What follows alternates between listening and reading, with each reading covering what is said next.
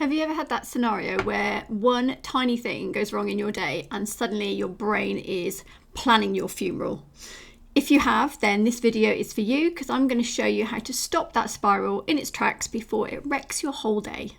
This happens to loads of my clients. So I created a tool for them called the Spiral Interrupter, and it's for those situations where your brain does this like mental nosedive.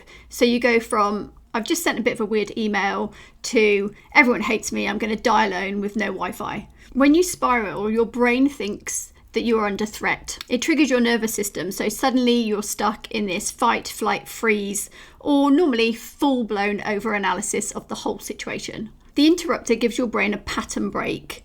It snaps you out of autopilot and back into awareness so you can respond like the competent woman you are instead of some toddler high on a shitload of Haribo. Here's how it works. Step 1, you need to catch that spiral, catch the thought as it's happening. That is a win in itself. What is happening in your mind right now? Are you imagining a worst case scenario?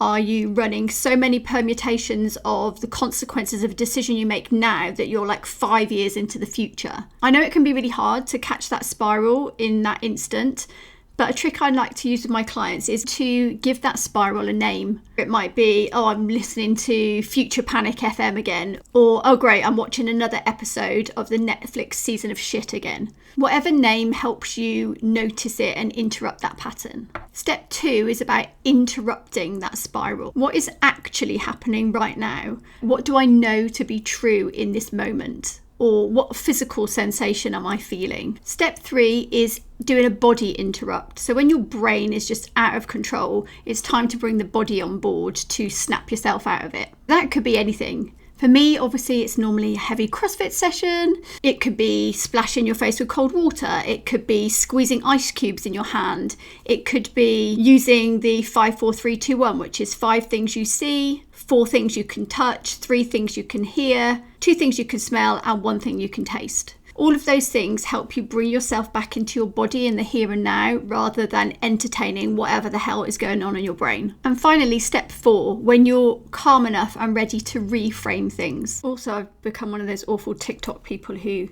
counts points out on their hand. I know you can count, by the way. Sorry. So now it's time to ask yourself, other than this scenario that you're overthinking, what else could be true? Not what's the most positive outcome and trying to be positive mental attitude and all that shit. It's actually what is plausible, what is the likely outcome of some of these things I'm thinking. So not what's the most positive thing, what's the most plausible. There's a big difference. So why does this work? It works because we're interrupting the brain's default mode network, which is the bit that kind of plays out all of these stories and spins all of this stuff while you're not really paying attention. When you break that cycle with these steps, you're now activating your prefrontal cortex, which is the rational decision-making bit of your brain. That's how we get back to the truth of what's going on instead of indulging this absolute terror that is going on in your brain. I teach this to every single one of my high-performing clients who get stuck in loops of overthinking, shame, self-doubt, and analysis paralysis when trying to make decisions. And it works because it's not about forcing positivity, it's about giving your brain a bit of a reality check. Does this sound like something you need?